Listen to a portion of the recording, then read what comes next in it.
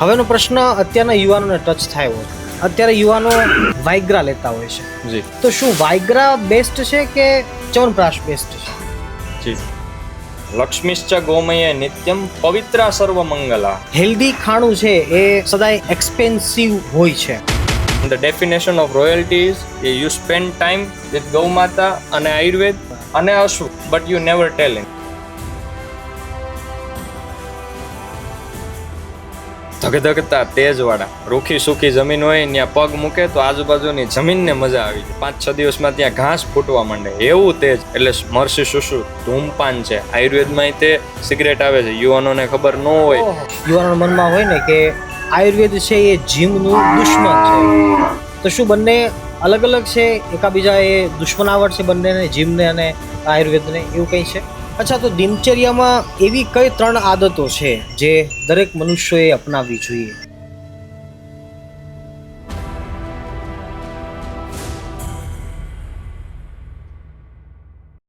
કલ્પવૃક્ષ પરિવારને ભાવથી જય સ્વામિનારાયણ, જય શ્રી કૃષ્ણ, જય સિયારામ, હર હર મહાદેવ, રાધે રાધે, જય આયુર્વેદ, જય જય આયુર્વેદ. આજના દિવસે આ પોડકાસ્ટ ખાસ બનવાનો છે કારણ કે આપણી સાથે જોડાયા છે હર્ષભાઈ ખેર.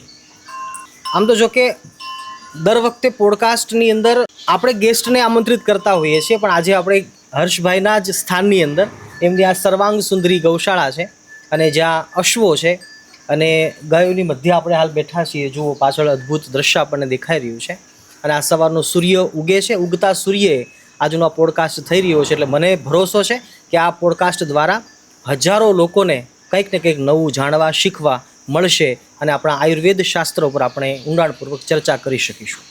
તો હું શરૂઆત કરીશ હર્ષભાઈથી. હર્ષભાઈ, ઘણા સમયથી મળવાની ઈચ્છા હતી અને 1 વર્ષથી તમને ફોલો કરતા આવીએ છીએ, પણ આજના દિવસે જ્યારે આપણે આ અદ્ભુત સ્થાનમાં બેઠા છીએ, એની વાઇબ કંઈક અલગ છે, એની ઉર્જા અલગ છે. અને હર્ષભાઈનો એક શબ્દ છે મને બહુ ગમે છે, અનંત ઉર્જા. તો અનંત ઉર્જા સાથે ફરીવાર જય આયુર્વેદ, જય જય આયુર્વેદ. જય આયુર્વેદ બધાને.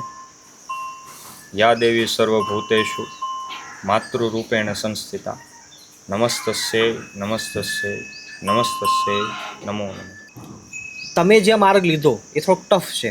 જી કારણ કે તમે ગૌશાળા બનાવી છે, ગાયોની વચ્ચે રહો છો, ઘોડા રાખવાનો તમને શોખ છે અને આ ઉંમરમાં તમે 7 જેટલા ઘોડા હાલ છે તમારી પાસે, જે આશ્ચર્યકારી છે અને અચરજકારી છે. તો મને તો બહુ એ વાત દિલને ટચ કરી ગઈ. પણ હાલના સમયમાં યુવાનો, યુવતીઓ એ ગૌશાળાથી કાં તો દૂર જઈ રહ્યા છે, કાં તો એને દૂર રાખવામાં આવી રહ્યા છે એમના માતા પિતાઓ દ્વારા. તો આ બાબતે તમારું શું કહેવું? એટલે જ હું કહું કે યુવાનો યુવતીઓને જો ગાય ગમતી હોય તો ગાય પાસે જવા દો. સ્વયં ત્રિલોકના નાથે તે આની સેવા કરી છે. વાહ! એટલે ભગવાનની ભગવાન છે તો એની પાસે તો અનંત ઉર્જા છે. વાહ! એટલે એ અશ્વ શું સારી દોલત, ધન અને આરોગ્ય તમારા ઘરે લાવીને મૂકી દેશે. એટલે માતા પિતા ખાસ કરીને ગાય પાસે પોતાના યુવાનો યુવતીઓને હૃદયથી જવા દો કે તું જા તમ તારે. પણ યુવાન યુવતીઓએ તે ખાસ ધ્યાન રાખવું કે આખો દિવસ ગૌ સેવામાં નહીં વિતાવવું. 1.5 થી પોણી કલાક આ કાર્ય કરીને પછી પોતાનું જે નિત્ય દૈનિક ધર્મ છે, નિત્ય જે કર્મ છે, અભ્યાસ હોય, વિદ્યા હોય, જે કાંઈ એમાં પાછું લાગી જાય. વાહ! પણ એક કોઈ માનસિકતા છે ને લોકોના મનમાં કે છાણને અડવું એ હવેના આપણા ભારતીયો માટે, ગુજરાતીઓ માટે ખાસ કરીને, કે થોડુંક એવું લાગે કે ઓકવર્ડ ફીલ થાય છે ને કે શું છાણ અડવું જોઈએ, શું ગૌમૂત્ર અડવું જોઈએ? જો હું તો છે ને સ્વામી ખીચામાં રાખું. અરે વાહ! ગોમયને હારે જ હોય કારણ કે આ ઉર્જા છે. અને આમનામ કોઈ પણ વસ્તુ ન હોય, એનું એક પ્રમાણ હોય. સ્કંદ પુરાણ રેવાખંડ 83મો અધ્યાય અને 108મો શ્લોક, એની અંદર સ્પષ્ટ રૂપથી કીધેલું છે કે લક્ષ્મીશ્ચ ગોમયે નિત્યમ. લક્ષ્મી એટલે મા લક્ષ્મી, ભગવાન વિષ્ણુ, ત્રિલોકના જે સર્જનહાર, પાલનહાર છે, એના જે પત્ની છે એ સદૈવ આની અંદર વાસ કરે છે. લક્ષ્મીશ્ચ ગોમય. ગોમય એટલે આપણે અત્યાર સુધી સ્વામીજી ગોબર બોલીએ, વાસીદું કરીએ, આ છે તે છે, પણ સંસ્કૃત શબ્દ છે ગોમય. જેમ ગૌમૂત્ર એમ ગૌમય. મય એટલે એનો જે મળ ભાગ છે એ છે. તો આની અંદર લક્ષ્મી સદૈવ, નિત્ય એટલે સદૈવ. લક્ષ્મીશ્ચ ગોમયે નિત્યમ પવિત્રા સર્વ મંગલા. આની અંદર રહીને પાવનકારી કરનારી છે, મંગલકારી કરનારી છે. અને એના જ પછી નીચેના સૂત્રમાં શું આપ્યું કે ગોમયા લેપનમ તસ્માત કર્તવ્ય પાંડુ નંદના. જે પાંડુપુત્રો હતા એ નિત્ય આનું લેપન કરતા પોતાના શરીર ઉપર, કારણ કે પાંડુપુત્ર એટલે તો જે કૃષ્ણ હારે હરતા ફરતા. હા તો એને તો ખ્યાલ જ હોય ને, એ કૃષ્ણ હારે જે હરતા ફરતા હોય એને તો કેટલું જ્ઞાન થઈ ગયું હોય ઓટોમેટિક, ન કીધા છતાંય. તો એને ખ્યાલ હતો કે આ જો અમારા શરીર ઉપર લાગશે સવારમાં પ્રાતઃકાલમાં, તો અમારું શરીર આખું પવિત્ર થશે. વાહ. તો ગોમય લક્ષ્મીશ્ચ સદૈવ, ગોમયમાં એ નિવાસ કરે છે, અને એટલે જ આ ઉર્જાનો સ્ત્રોત છે. આ કઈ ખરાબ વસ્તુ નથી. અને હજી એક પ્રમાણ, આ બધા શાસ્ત્રને બાજુમાં રાખીએ, મારી બુદ્ધિ જ્યાં સુધી પહોંચે સ્વામીજી ત્યાં સુધી, આપણું મળમૂત્ર ખાળ કૂવામાં જાય છે, અને આ ગાયનું મળમૂત્ર ખેતરમાં સોનું પકવે છે. અને ઈ આજે ઈ ઓર્ગેનિક ગવાર હું ખાઉં છું ને, એટલે હું 1.5 વર્ષથી માંદો નથી પડ્યો. ઈ ઓર્ગેનિક ટમેટા, ઈ ઓર્ગેનિક રીંગણા, મેં જે અહીંયા વાવ્યું છે એ શાકભાજીના નામ હું બોલું, ઈ ઓર્ગેનિક ભીંડા, ઓર્ગેનિક મરચા, કે જેની અંદર ગોમય અને ગૌમૂત્ર સિવાય વાત નહીં, નો યુરિયા ડીએપી. તો ઈ હું આજે ખાઉં છું, એટલે આ ઘોડા સ્વસ્થ છે. એમાં ને એમાંનું ઉગેલું ગાયું ખાય છે, તો ગાયું માંદી નથી પડતી ને હું માંદો નથી પડતો. એટલે આનું જો મળમૂત્ર આટલું કામનું હોય, તો એ કદાચ એવા દુર્ભાગી સંતાન હશે, કે એવા કોઈ દુર્ભાગી માતા પિતા હશે, કે જે પોતાના સંતાનને અથવા તો સંતાન પોતાના માતા પિતાને ગાયથી અલગ રાખતા હશે, ગોબરથી અલગ રાખતા હશે. માતા પિતાને આપણે જ્યારે ટકોર કરી રહ્યા છીએ, તો ટૂંકમાં એ વાત કરો કે ગૌમૂત્રથી કે ગાયથી કે ગાયના ગોબરથી નુકસાની કશી નથી, થશે તો ફાયદો ચોક્કસ થશે. આ બાબતમાં શું કેવું છે? નુકસાની શું લેવા? ગાય ક્યાં સ્વામી આપણી પાસેથી કોઈ દિવસ લીધું છે ગાય? કાલ રાત્રે તમે સુતા હતા તો એને સતત ચાટ્યું છે ને. હા, પ્રેમ આવ્યો છે એને. એ ચાટી નહીં હતી એમ નથી કહેતી કે હા હવે તમે મને ચાટો, મને તે જરૂર છે, નેવર. એ દૂધ આપીને કોઈ દિવસ એમ નથી કહેતી કે હાલો ભાઈ એવું મારે અત્યારે મારી જગતમાં પૈસા તો એક્ઝિસ્ટ નથી કરતા, આઈફોન એક્ઝિસ્ટ નથી કરતા, પણ એક કામ કરો હાલો થોડીક વાર મારા પગ દાબી દો, એવું એ બોલતી નથી. ગોબર ગૌમૂત્ર સતત આપીને આપણી આજુબાજુની, ફરીથી એકવાર, લક્ષ્મીશ્ચ ગોમયે નિત્યમ પવિત્રા સર્વ મંગલા. જ્યાં ગોબર પડે છે, તમે જોજો ગાયને તમે નવા વાડામાં ફેરવશો ને, તો એ પેલું કામ છે ને થોડુંક અમથું ગોબર આપવાનું કરશે, કારણ કે એને ખ્યાલ છે કે હું લક્ષ્મીનું અહીંયા આગમન કરી દઉં તો આજુબાજુનું વાતાવરણ પવિત્ર થઈ જાય. તો એ સતત જે આપનારી છે, અને માં કોને કહેવાય સ્વામી? માં તો એને જ કહેવાય ને કે જે આપનારી હોય. આજે મારી માએ મને જન્મ આપ્યો છે, તો મને સતત આપ્યું જ છે, મારી પાસે કોઈ દિવસ અપેક્ષા નથી રહી. આ પૃથ્વી ધરતીમાં સતત આપ્યું છે. હું યુરિયા નાખું ને તોય તે મને પાક આપે છે. એવું નહીં કે ભાઈ તું મારામાં ઝેર નાખીશ તો આ વર્ષે હું તને પાક નહીં આપું. ડીએપી ભરી ભરીને છાંટું, વીડી સાઈડ ભરી ભરીને, ફંજી સાઈડ ભરી ભરીને છાંટું તોય તે મને પાક આપે. તો આ ઈ જ માં છે. આપણે કોઈ દિવસ બીજા અન્ય પ્રાણીઓને માં શું લેવા નથી કીધી. આ જેનામાં હંપ છે, ખૂંદ છે, સૂર્ય નાડી છે, સૂર્ય ઉર્જા ગ્રહણ કરે છે, અને ઈ તત્વો બધા એના ગવ્યમાં આપે છે, એને આપણે માં કહીએ, તો માં તો આપનારી છે. તો એ લેશે હું, એટલે કાંઈ ગેરફાયદાની તો વાત જ નથી. અને જો કાંઈ નુકસાન કરતી હોય કે કાંઈ આપણે પાસે લેતી હોય કે આપણા શરીરને નુકસાન થતું હોય, તો સ્વયં જગતના નાથને આના પગ દાબવાની ને આની પાછળ પાછળ ફરવાની ક્યાં જરૂર છે? સાચી વાત છે. એટલે એ તો દ્વારિકાધીશે જો આની સેવા કરી હોય તો એમાં કોઈ સંદેહ નથી, આપણે તે લાગી જવાનું. એ આપણને આપશે જ, લેતી નથી લેતી. બરાબર છે. હર્ષભાઈ, આ બાબતમાં એક એડ ઓન કરું, નાની વાતને એડ કરીએ કે તમે હાલ આ વૈભવી ભોગ વિલાસી જીવનને છોડી અને હાલ તમે જે વન ટાઈપ ઓફ સંન્યાસી, સાધુ જેવું તમે જીવન જીવી રહ્યા છો, તો તમારા મતે રીચ લાઈફ એ કઈ હોઈ શકે? રીચ શું છે કે ઓકે, હું આજે એક 5 સ્ટાર હોટલમાં ગયો હતો અને મેં ત્યાં 700 રૂપિયાની કોફી મંગાવી અને એનો મેં સ્નેપ પાડ્યા, એની મેં સ્ટોરી ચડાવી. that is the definition of rich. And the definition of royalty is you spend time with ગૌ માતા અને આયુર્વેદ અને અશ્વો, but you never tell anyone. તમે કોઈને કોઈ દિવસ કયો નહીં, બસ તમે આમની સાથે ટાઈમ સ્પેન્ડ કરો, તમે તમારું કામ કરો. This is royalty. એટલે યુવાનો ખાસ કરીને રોયલ્ટીને પાછળ દોડે, નહીં કે રિચનેસની પાછળ. ગાય રાખવી, અશ્વો રાખવા, સમયસર સવાર સાંજ ભગવાનને યાદ કરવા, આ અશ્વમૂત્ર ની સુગંધ માણવી, ગૌમૂત્રની સુગંધ માણવી. આની અંદર ઉર્જા છે. અશ્વમૂત્રનો ઉલ્લેખ કરેલો છે અષ્ટાંગ હૃદયમાં. 8 પ્રકારના મૂત્ર આપ્યા, એમાં અશ્વમૂત્ર પણ એક છે, એના પણ લાભ છે. તો આનાથી રીચ કાંઈ નથી. તો હર્ષભાઈ, અત્યારે આપણે તમે જે વાત કરી કે રિચનેસ અને રોયલ્ટી, જી, તો બંનેમાં જ્યારે ગાયની, અશ્વોની એનિમલ્સની વાત આવે છે, જો આવું સરસ મજાનું બિલાડી છે જે આટલી સરસ પ્રેમ આપણને કરી રહી છે, જી. તો શું એ માણસની એનર્જીને ઓળખી શકે કે શું આપણે એની એનર્જીને જોઈ શકીએ કે અનુભવી શકીએ? 100% સ્વામી. શરૂઆત આરંભ કરીએ તો મહારાણા પ્રતાપ ને ચેતક, હા, છત્રપતિ શિવાજી મહારાજ અને એમની સહ્યાદ્રી નામની ઘોડી હતી. સહ્યાદ્રી, હા. તો એવા તો જોગી બાપુ અને એમનો અશ્વ જે હતો એ. વાહ. તો આ બધાય જે અશ્વો છે એ બહુ કનેક્ટ કરે માણસ સાથે, કારણ કે આપણી જે ઇલેક્ટ્રોમેગ્નેટિક ફિલ્ડ છે અને એમની ઇલેક્ટ્રોમેગ્નેટિક ફિલ્ડ છે એ બે વચ્ચે 6 ગણાનું અંતર છે. They have 6 times extra electromagnetic field. વાહ. એટલે આપણે દુઃખી મનથી જઈએ ને તરત ઓળખી જાય. અત્યારે હું આને મનોમન જ પ્રાર્થના કરતો હતો, કારણ કે ગાય તો ઊભી રહી જાય. આપણે બેકગ્રાઉન્ડમાં ગાય ને અશ્વ બંનેને લાવવા હતા, તો હું એ પ્રાર્થના કરતો હતો કે ગાય તો ઊભી રહી જશે પણ આ મિહિર તો ઊભો રહેજે શાંતિ. અને એને પ્રાર્થના સાંભળી મનોમન. એટલે મનોમન જે કહીએ છીએ એ સાંભળે છે. ડેટ મીન્સ કે કંઈક ઉર્જા એ આપણી ગ્રેસ્પ કરે છે, સમજે છે વસ્તુ. ભલે બોલી નથી શકતા પણ મનને સમજે છે. અને સ્વામી, મનને આપણે ક્યારે સમજી શકીએ? જ્યારે આપણે પોતે અમુક સમય માટે મૌન રહ્યા હોય. વાહ. બોલવામાં જે ઉર્જા જાય છે એ આપણે અંદર ને અંદર ભેગી કરીએ, ત્યારે આપણે આજુબાજુની પ્રકૃતિને વધારે ઊંડાણમાં સમજી શકીએ. વાહ. જે અમુક સંતો છે એ આંખ બંધ કરીને બેઠા હોય પણ છતાંય તેને ત્રિકાલનું જ્ઞાન હોય, એમ કે હવે શું થશે, શું થઈ ગયું, શું કરવાનું હતું, એ બધું એ જાણતા હોય. તેવી જ રીતે હું ગાયને અશ્વને માનું. એટલે બહુ ડીપલી આપણી ઉર્જાને એ ફીલ કરીએ કે. અને આપણે તે જો સરખી રીતે એમની સામું જોઈએ ને, ખાલી બીજું બધું રહેવા દઈએ, કામ રહેવા દઈએ, અશ્વની સવારી રહેવા દઈએ, ગાયને જે કાંઈ આપણે ચુંબન કરતા હોય બધું અત્યારે સાઈડમાં રાખીએ. ખાલી જે બેઠી છે અથવા તો અશ્વ ઊભો છે અને 5 ફૂટના અંતરેથી આપણે એને આમ ખાલી નિરખીને જોઈએ તો તમને ખ્યાલ આવી જાય કે નહીં ભાઈ, કાંઈક એમાંથી આમ કેમ જાણે અપ્રત્યક્ષ રૂપી પ્રતિ એટલે સામે, અક્ષ એટલે ઇન્દ્રિયો, આમ અક્ષ એટલે આંખ, પણ આયુર્વેદ પ્રમાણે બધી ઇન્દ્રિયો, 10 ઇન્દ્રિયો. તો પ્રત્યક્ષ દેખાતું નથી આંખની સામે, ઇન્દ્રિયો જોઈ નથી શકતી, પણ જે નથી દેખાતું અપ્રત્યક્ષ, એટલે તે ચરક ઋષિએ કીધું છે કે પ્રત્યક્ષમ હિ અલ્પમ અને અપ્રત્યક્ષમ હિ અનલ્પમ.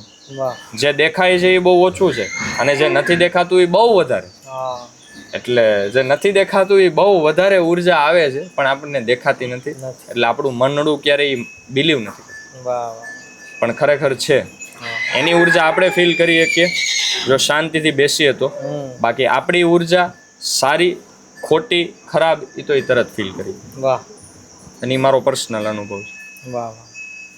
તો દર્શક મિત્રોને આપણે કહીએ કે ચોક્કસ તમે પણ એ એનર્જી ફીલ કરવા માટે જજો જ્યાં પણ નજીકની ગૌશાળા હોય. આપણે એક યુવાનોને આકર્ષિત કરે એવો એક પ્રશ્ન જોઈએ કે અત્યારે યુવાનો વાઇગ્રા લેતા હોય છે, જી, અને આ ટૂંકમાં બધા સમજી જ જશે. તો શું વાઇગ્રા બેસ્ટ છે કે ચ્યવનપ્રાશ બેસ્ટ છે?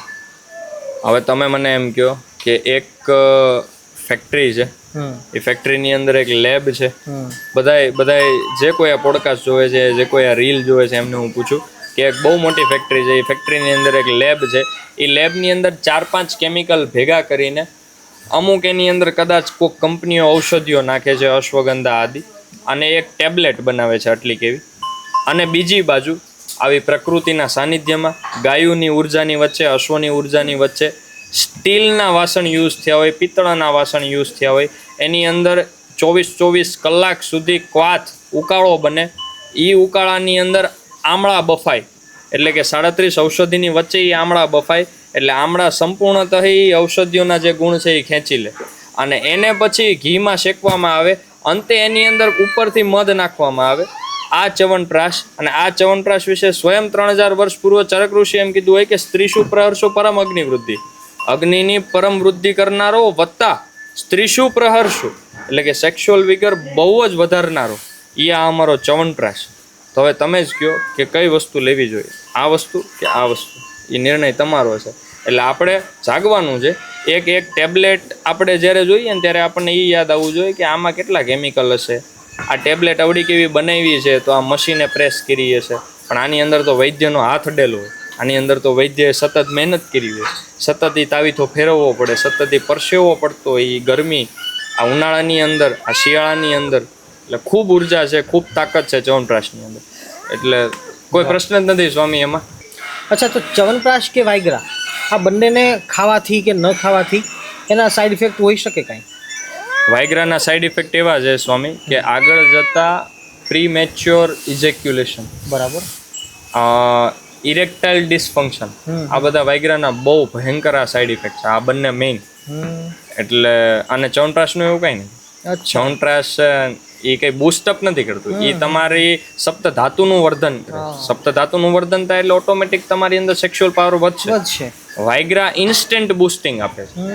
લોકો સેક્સ કર્યા પહેલા, મૈથુન કર્યા પહેલા, ઇન્ટરકોર્સ કર્યા પહેલા વાયગ્રાનું સેવન કરતા હોય છે, ઇન્સ્ટન્ટ બૂસ્ટિંગ. તો એ આગળ જતા ઇરેક્ટાઇલ ડિસફંક્શન, મોટામાં મોટો રોગ ઇરેક્ટાઇલ ડિસફંક્શન અને પ્રીમેચ્યોર ઇજેક્યુલેશન, એટલે જે જ્યાં સુધી કામ ઉત્તેજિત ન થયો એની પહેલા તે ઇજેક્યુલેટ થઈ જાય સ્પમ. તો આ સૌથી મેઇન પ્રોબ્લેમ છે, સાઈડ ઇફેક્ટ કયો અથવા તો પ્રોબ્લેમ કયો વાયગ્રાનો. એટલે બહુ ધ્યાન રાખવું યુવાનો. આ બધી વસ્તુ 150 વર્ષ પહેલાં નહોતી. આપણા વડવાઓ પૂર્વજો 7-7, 8-8 એમને સંતાનો હતા અને વાયગ્રા ખાધા વગર જ હતા. દર વર્ષે ઘરે ચ્યવનપ્રાશ બનતો અને ચ્યવનપ્રાશથી એની લીલા લહેર હતી, ગાયોનું દૂધાણું પીવાતું, અશ્વ ઉપર સવારી કરવાતી. એટલે આ બધી ઉર્જાઓ વચ્ચે શરીરને કોઈ વાંધો છે જ નહીં. વાહ વાહ, અદ્ભુત અદ્ભુત. અચ્છા, એ પ્રશ્ન એક અહીંયા બી આવે જી કે ચલો આ એપિસોડ જોયા પછી અથવા તો અત્યારે તો લાખો આવા ઇન્ફ્લુએન્સર છે કે જે હવે ગાય સાથે, ખેતી સાથે, ગામડા સાથે જોડવાના પ્રયાસો કરી રહ્યા છે. That's a best talk ever. મારા મતથી આ બહુ સારી વાત છે. પણ હજી પ્રશ્ન એવો થાય છે કે લોકો દરરોજ ગાય પાસે ના જઈ શકે, તો એવું શું માધ્યમ અત્યારના સમયમાં છે કે જે ગાય અને ઘોડાનો એ દર્શન કરી શકે, મળી શકે? એક તો માધ્યમ આ થઈ ગયું કે એક તો નિત્ય જાઓ, તમે ડેઈલી જાઓ. ડેઈલી ન જઈ શકતા હોય તો શું કરવાનું છે કે 4-5 દિવસે એકાદ વાર તમે આંટો તો મારો એમ. વાહ. 4-5 દિવસે મેળ ન આવતો હોય તો શનિ રવિ તે મેળ ન આવતો હોય તો જ્યાં ક્યાંય 3-4 મહિને આવી રીતે અશ્વ અથવા તો ગૌના મેળા થાય છે, કુંભ થતા હોય. કાંકરેજ ગૌ મહાકુંભ થયો, ICS ઇન્ડિયન કેટલ શો થયો હતો, અને અશ્વના તો કેટલાય થાય છે. વાંકાનેર અશ્વ શો થયેલો, મારવાડી અશ્વ માટે શો થાય છે. એનો સ્વામીજી મેઇન યુવાનોને ફાયદો શું કે માની લ્યો આજે હું એક ગાય પાસે જાઉં અથવા તો હું રોડ ઉપર રખડતી એકાદી ગાયને હું જોઉં અને મનોમનું એના દર્શન કરું. પણ જ્યાં શો થાય ને, જ્યાં મહાકુંભ થાય, જ્યાં ઇન્ડિયન કેટલ શો થયો, તો એની અંદર એકી સાથે 300 ગાયો હતી. તો મને એકી સાથે સારી નસલની 300 ગાયોની ઉર્જાને દર્શન કરવા મળે. વાંકાનેર અશ્વ શો થયો તો ત્યાં 200 થી 250 અશ્વ આવ્યા. એનાથી વધારે સંખ્યા છે, તો એક આરે 200 અશ્વની ઉર્જા, એવો આનંદ. એટલે ખાસ કરીને જ્યાં ક્યાંય શો થતા હોય ત્યાં જાય. અને કાંઈ હજી શોમાંય મેળ નથી આવતો, ગૌના દર્શન મેળ નથી આવતા, ઘરેથી ના પાડે છે, તો શું કરો? તો છે ને સારા જે વ્યક્તિઓ ગૌ સેવા કરતા હોય, નિત્ય ગાયોના વિડીયો મૂકતા હોય ઇન્સ્ટાગ્રામમાં, આવા વ્યક્તિઓને ફોલો કરો. તો શું થાય, તમારું ઇન્સ્ટાગ્રામ તમે ખોલો અને ફીડમાં જ તે ગાય આવે. મારી ને યશભાઈની હું મારી ફીડ આજે બતાવું સ્વામીજી, કદાચ જો કેમેરા દ્વારા દેખાય તો ફીડ કેવી હોવી જોઈએ? ઇન્સ્ટાગ્રામની ફીડ કંઈક આવી હોવી જોઈએ, આખી ગાય અને ઘોડાથી ભરેલી. આમાં તમને બીજું કાંઈ નહીં દેખાય. આ માત્ર ગાય અને ઘોડા, બીજું કાંઈ નહીં, ગૌ અશ્વ. તો ફીડ આવી બનાવો ગાય અને ઘોડાની, કારણ કે આ દેવ પ્રાણી છે. સમુદ્ર મંથન જ્યારે થયું ત્યારે 3 દેવ પ્રાણી, 3 પ્રાણી રત્ન અંદરથી નીકળ્યા. એક કામધેનુ ગાય, ફરીથી ઉચ્ચૈ શ્રવા અશ્વ અને ફરીથી એરાવત હાથી. એટલે હાથી જેમ મેં કીધું એમ કેરેલા સાઈડ, પણ ગાય ને અશ્વ તો આપણા ગુજરાતમાં વર્ષોથી છે, આપણી શાન છે. બરાબર છે. અચ્છા, આ બાબતનો એક નવો પ્રશ્ન છે, મારી અંતરની વાત છે કે ગાયને રાષ્ટ્ર પ્રાણી આપણે જાહેર કરવું જોઈએ, તો એના માટે શું પહેલા લોકોને પ્રેમ કરાવવા માટે પહેલા ગાયને રાષ્ટ્રીય પ્રાણી બનાવવું પડશે કે લોકો પ્રેમ કરતા થશે ત્યારે ગાય છે રાષ્ટ્ર પ્રાણી? પ્રેમ કરતા થશે તો જ રાષ્ટ્ર પ્રાણી ઓલું થશે. કારણ કે મને આજે 3 વર્ષ પહેલા તમે કહો તો હું મારા ઘરની બહાર ગાય આવતી, એટલે અમારું ઘર ત્યાં સુરેન્દ્રનગરમાં છે, તો ત્યાં બ્લોક નાખેલા છે, એટલે તરત જ તે હું પાણી નાખીને એને ભગાડતો કે અહીંયા તો હમણાં પોદળો કરશે, સાફ કરવાનું થશે.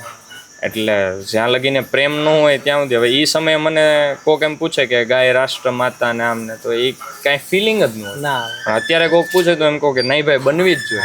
બને, શું લેવા ન બને? આટલું બધું હજારો વર્ષથી જમીનને શુદ્ધ રાખી, ઓરા શુદ્ધ રાખ્યો, પોઝિટિવ રાખ્યો. આ માણસો અમુક ગામડામાં માંદા નથી પડતા, એનું કારણ આ છે. વાહ. તો શું લેવાનું બન્યું છે? રાષ્ટ્ર માતા જ છે. હા, ભલે ઘોષિત આજે થાય, કાલે થાય, થોડાક દિવસો પછી થાય, પણ મારા અહીંયામાં તો રાષ્ટ્રની માતા છે. વાહ વાહ. હર્ષભાઈ, આપણે આયુર્વેદની અંદર થોડુંક ડૂબકી લગાવી છે. ચાલો. આયુર્વેદ તો વિશાળ દરિયો છે જી. અને તમે એનો અભ્યાસ કરી રહ્યા છો અને નજીકના ભવિષ્યના ટૂંકા સમયમાં જ એમને ડૉક્ટરની ઉપાધિ પ્રાપ્ત થશે અને સમાજને બહુ મોટી ભેટ મળશે. પણ આયુર્વેદમાં જતાં પહેલાં કાંઠે ઊભા આપણે એ પહેલાં જાણીએ કે શું ગાય એ આયુર્વેદનું મૂર્તિમંત રૂપ કહી શકાય? શું ગાય થકી આયુર્વેદ છે? તમારું શું આ બાબતમાં કેવું છે? બહુ બહુ બહુ એટલે બહુ નજીક સુધી એમ. વાહ. કદાચ તમે ગાયને આયુર્વેદમાંથી કાઢી લ્યો તો 30 થી 40% આયુર્વેદ અધૂરું થઈ જાય, સીધું જ. ઓહો. શું લેવા? કારણ કે માની લ્યો આજે પંચકર્મ છે, બધાએ નામ સાંભળેલું છે. હા. વમન, વિરેચન, બસ્તી, રક્ત મોક્ષણ, નસ્ય આદિ. તો સપોઝ એની અંદર આપણે વમનની વાત કરીએ, પહેલું જ કર્મ. બરાબર. તો વમન કર્મની અંદર કેવું હોય કે આકંઠ પાન કરાવે. બરાબર. એટલે કે ગળા સુધી છે ને દૂધ પીવડાવે. આકંઠ એટલે આમ છેક જ્યાં સુધી આમ આવી ન રહે ને ત્યાં સુધી દૂધ પીવડાવે. પછી એને ઔષધિ, મીંડળ ને એવું આપીને એને ઉલટી કરાવે, વમન કરાવે. એટલે જે કાંઈ શરીરનું પિત્ત હોય, વાત હોય, કફ હોય, આ બધું બહાર નીકળી જાય. બરાબર. તો આકંઠ પાનમાં અત્યારે કેવું થાય છે ખબર? અમારી ત્યાં હોસ્પિટલમાં, કોલેજમાં કરાવે છે. સવારમાં પેશન્ટને કીધેલું હોય કે દૂધ લઈને આવજો તમારું. એટલે પેશન્ટ 4 લીટર 3 લીટર દૂધ લઈને આવે. પણ એ દૂધ કેવું હોય સ્વામીજી? 2 આંચળ કોઈ દિવસ વાછડાઓને મળ્યા જ નહીં. 4 શોષણ કરેલું હોય. તો બીજાનું શોષણ કરવાનું સવારમાં પ્રાતઃકાલમાં પોતાના પોષણ માટે કે પોતાનું શરીર શુદ્ધ થાય, તો આનો કોઈ મતલબ નથી. એટલે આપણો પ્રશ્ન એ હતો કે ગાય આયુર્વેદને કેટલી જોડેલી છે? તો બહુ જોડેલી છે. આ તો એક ઉદાહરણ આપ્યું કે વમનની અંદર આકંઠ પાનમાં દૂધનો ઉપયોગ થાય છે. તો દૂધ નહીં, ગાય નહીં હોય તો દૂધ ક્યાંથી હશે? આપણે ભેંસનું દૂધ સ્વીકારતા જ નથી, ગૌ દૂધનું જ આકંઠ પાન કરાવીએ. પછી બીજી વસ્તુ ઘૃત. પાંચાભાઈ દમાણીયા છે ઉનામાં, અડધી ઉપરની પ્રેક્ટિસ ઘી ઉપર કરે. જેમ કે શતાવરી ઘૃત, બ્રાહ્મી ઘૃત, શંખપુષ્પી ઘૃત, અલગ અલગ પ્રકારના ઘૃત. અને ઘૃત શું લેવા? દમણિયા સાહેબના પોડકાસ્ટમાં મેં સાંભળેલું કે સાહેબ બહુ સૂક્ષ્મ રીતે, અને દમણિયા સાહેબે સમજાવ્યું છે ચરક ઋષિના રેફરન્સથી. ઋષિઓએ એમ કીધેલું છે કે ઘી સૂક્ષ્મ લેવલ સુધી ઉતરે છે, સેલ લેવલ સુધી ઉતરે. એટલે આજે કોઈ પણ ઔષધિ છે એ મને સૌથી વધારે લાભ ક્યારે કરે? જ્યારે સ્ત્રોતસના ઊંડાણમાં જઈને ઉતરે. સેલ એ જે યુનિટ છે એક લાઈફનું, એની અંદર જે માઇક્રો યુનિટની અંદર જે ઔષધિ જઈને જાય તો એ વધારે જલ્દી માણસને સાજો કરે. તો એ ઘૃતની ક્વોલિટી છે, એ ઘૃતનું પોતાનું એક ધર્મ છે, એ ઊંડાણમાં ઉતરે છે. પછી ચરક ઋષિએ સૂત્ર સ્થાનમાં 13મો અધ્યાય, એમાં સ્પષ્ટ રૂપથી ઘૃતના ગુણ કહી દીધા. ઘૃતના ગુણ ક્યાં ક્યાં કીધા? શરૂઆત કરી ઘૃતમ પિત્ત અનિલ હરમ. પિત્ત અને અનિલ, અનિલ એટલે વાયુ. તો વાત, વાયુ એટલે વાત દોષ આપણે લેશું, અને પિત્ત થી પિત્ત દોષ. ઘૃતમ પિત્ત અનિલ હરમ, આ બંને દોષને હરે છે. એટલે જે ઇમ્બેલેન્સ થયો છે એને બેલેન્સ કરશે, ઇમ્બેલેન્સીને હરી લે છે. વાહ. ઘૃતમ પિત્ત અનિલ હરમ. રસ શુક્રોજ સામ હિતમ. રસ ધાતુ, શુક્ર ધાતુ અને સપ્ત ધાતુનો સાર, એટલે કે રસ, રક્ત, માંસ, મેદ, અસ્થિ, મજ્જા, શુક્ર, એનો સાર ઓજ છે. તો રસ, શુક્ર અને ઓજ માટે હિતકારી છે. વાહ. આપણે એમ નથી કહેતા સ્વામી કે ઓજસ્વી પુરુષ છે, આ તો વીર્યવાન પુરુષ છે. તો ઘૃતમ પિત્ત અનિલ હરમ, રસ શુક્રોજ સામ હિતમ, નિર્વાપણમ મૃદુકરમ. નિર્વાપણ એટલે કે દાહને ઓછું કરવું, બર્નિંગ સેન્સેશનને ઓછું કરે એ આપણું ઘૃત. વાહ. નિર્વાપણમ મૃદુકર. મૃદુ કરવું એટલે જે આપણો કબજિયાત હોય તો એ મલ ગાંઠા થઈ ગયો હોય તો એને મૃદુ, ઢીલો કરે. મૃદુકરમ. નિર્વાપણમ મૃદુકરમ. સ્વર વર્ણ પ્રસાદનમ. સ્વરને સુધારે છે, એને પ્રસાદ આપે છે, અને વત્તા વર્ણન, સ્કિન કોમ્પ્લેક્શન. તો આ છે. હવે ફરીથી એકવાર આખો શ્લોક.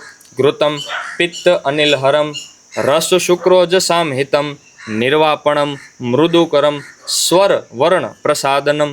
તો આ ચરક ઋષિએ આજથી હજારો વર્ષ પૂર્વ એમના જે ગુરુવરોએ શીખવાડેલું હોય એ આધાર ઉપર એમણે જે ગાયની સેવા કરી હોય, એમણે જે ગાયને અનુભવી હોય, એમને જે ગવ્ય ખાધેલા હોય, ગાયના દૂધમાંથી જે ઘી ખાધેલું હોય, એના આધાર ઉપર ધગધગતા આપ્ત પુરુષે કે જે કદાચ સુખી જમીન ઉપર પગ રાખે સ્વામી તોય તે ત્યાં ઘાસ ઉગી નીકળે, તોય તે આજુબાજુની જમીન પ્રફુલ્લિત થઈ જાય. આવું તેજ ચરક ઋષિની અંદર. અને એ જ્યારે એમ કે ઘૃતમ પિત્ત અનિલ હરમ રસ શુક્રોજ સામહિતમ નિર્વાપણમ મૃદુકરમ સ્વરવર્ણ પ્રસાદનમ, એ જે આ ગાવડિયું ગૌઘૃત ના આવા જે ગુણ કીધા, તો હવે ગાય જ તે જો ન હોય તો આ ગુણનો લાભ કેવી રીતે લેવો?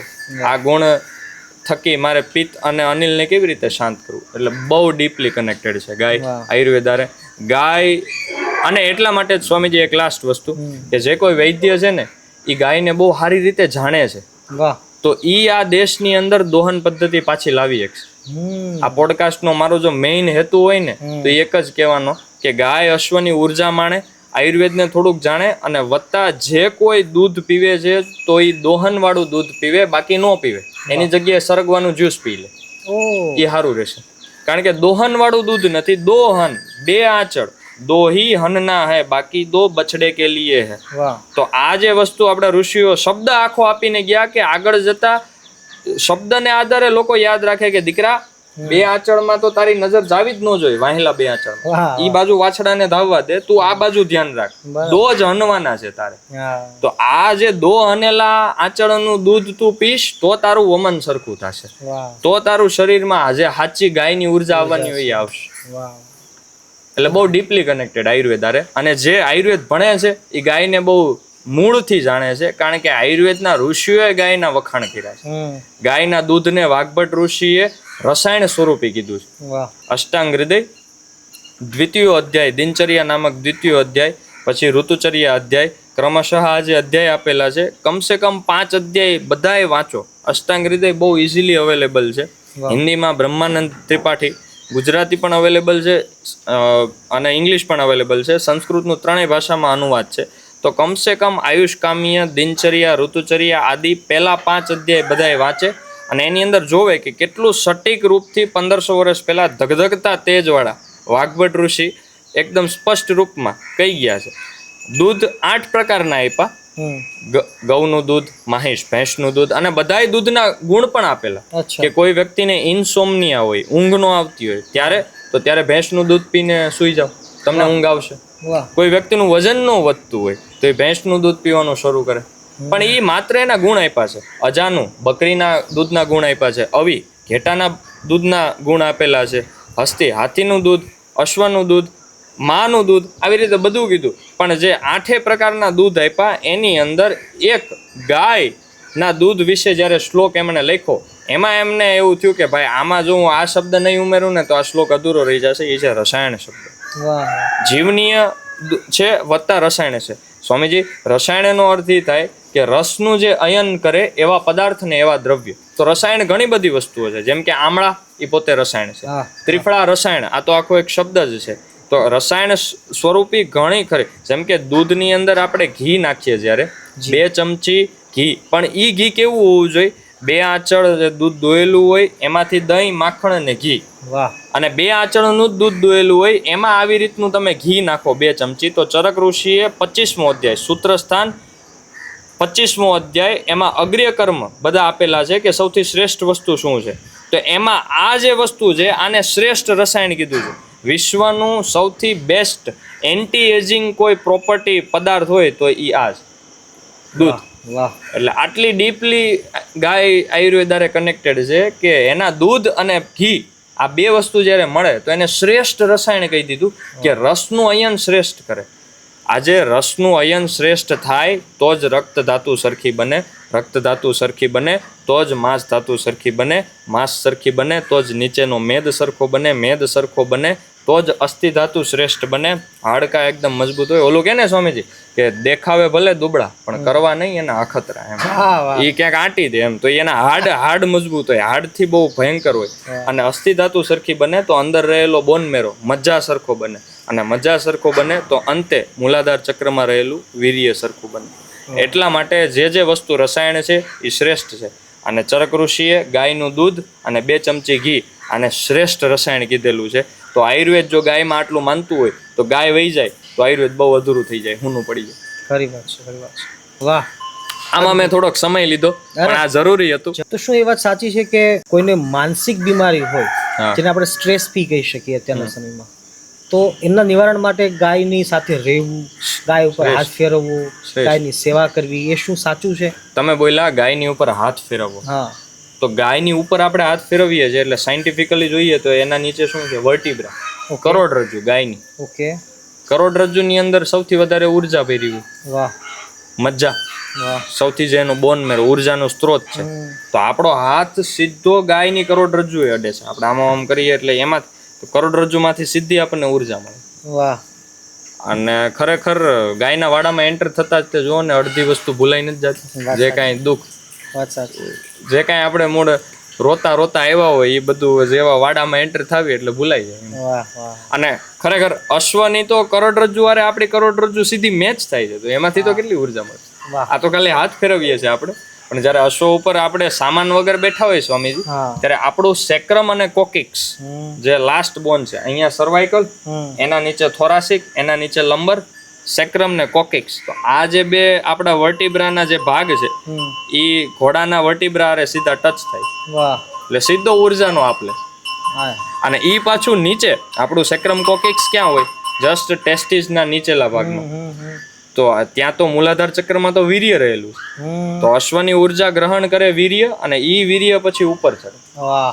એટલે જ તમે અશ્વ સવારી કરતા હોય ને ત્યારે મોજના પોરા છો. હા હા હા, ખરી વાત છે, ખરી વાત છે, વાત સાચી છે. અચ્છા, તો દિનચર્યામાં એવી કઈ 3 આદતો છે જે દરેક મનુષ્યોએ અપનાવવી જોઈએ, જેનો આયુર્વેદમાં ઉલ્લેખ હોય? સૌથી પહેલા વાગ્ભટ ઋષિએ દ્વિતીય અધ્યાય અષ્ટાંગ હૃદય સૂત્ર સ્થાન દિનચર્યા નામક દ્વિતીય અધ્યાય, એમાં એમને શરૂઆત ક્યાંથી કરી છે? બ્રાહ્મે મુહૂર્તે ઉત્તિષ્ઠેત વાહ. કૃતમ શૌચ ક્રિયા વિધિ.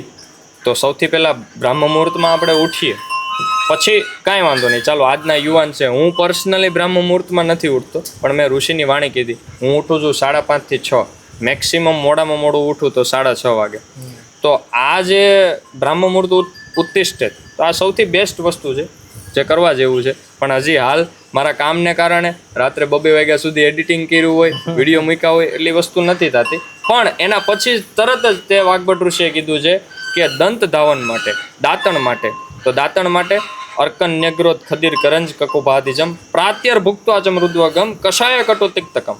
તમે જ્યારે પ્રાતઃકાલમાં ઉઠો છો ત્યારે સૌથી પહેલા જે દાંતણ, જે દ્રવ્યની અંદર કષાય કટુ ને તિક્ત રસ રહેલા છે. કષાય એટલે તુરો, કટુ એટલે તીખો, અને તિક્ત એટલે કડવો. આ 3 રસ જે દ્રવ્યની અંદર રહેલા છે, જે કોઈ ટહેની હોય, જે કોઈ ડાળખી હોય, એનું તમે સૌથી પહેલા દાંતણ કરો. ઉઠા બ્રહ્મ મુહૂર્તમાં શૌચ ક્રિયા પૈતી, આ બંને પૈતા બાદ ત્રીજું છે સૌથી પહેલું, આપણે ત્રીજાને સૌથી પહેલું અત્યારે યુવાનો લઈએ કે જેની અંદર કષાય કટુ તિક્ત રસ રહેલા છે. તુરો, કડવો ને તીખો. લીમડો છે તો કડવો, બાવળ, દેશી બાવળ હોય આપણો તો ઈ એકદમ તુરો છે. પછી અપામાર્ગનું મૂળ, એનું તે બહુ મસ્ત દાંતણ થાય સ્વામીજી. કાંટા વાળું એક આટલો કેવો છોડ ઉગે, શેઢે બહુ ઉગે, બધાય વગડામાં શેઢે બહુ ઉગે, નકરા કાંટા લાગેલા હોય. આપણે આમ ગાયું ચરવા જાતી હોય કેવી રીતે હોય, ભેંસું ઉપર તો એવી રીતે આમ નાના લાગેલા હોય, ચોટેલા હોય, જે આપણે પછી છેલ્લે ઉખાડવા પડે. તો એનો આખો છોડવો તમે કાઢો ને એટલે વ્હાઈટ કલરનું મૂળિયું નીકળે. એ એકદમ તુરું, કષાય રસનું, સ્વાદહીન, પણ એટલી મસ્ત દાંતણની મજા આવે. પણ આમાં કેવું છે, હવે એ કાઢવું નાખી ક્રિયા, એની કરતા લીમડો સારામાં સારો. દેશી બાવળનું દાંતણ એટલી મજા આવે, પણ મેઇન પ્રોબ્લેમ શું થાય કે એના કાંટા ધીરે ધીરે કાઢવા, બીજું કાંઈ નહીં. લીમડો એકદમ ઇઝીલી એક્સેસિબલ. એટલે જે લોકોને એવું થતું હોય કે કડવું દાંતણ નથી મેળવતો, તો આવું પણ એક પ્રયત્ન છે. અથવા તો દંત મંજન, એ પણ એક શ્રેષ્ઠ ઉપાય છે. તો સૌથી પહેલું આ કરવું. બીજું નસ્ય શ્રેષ્ઠ કર્મ.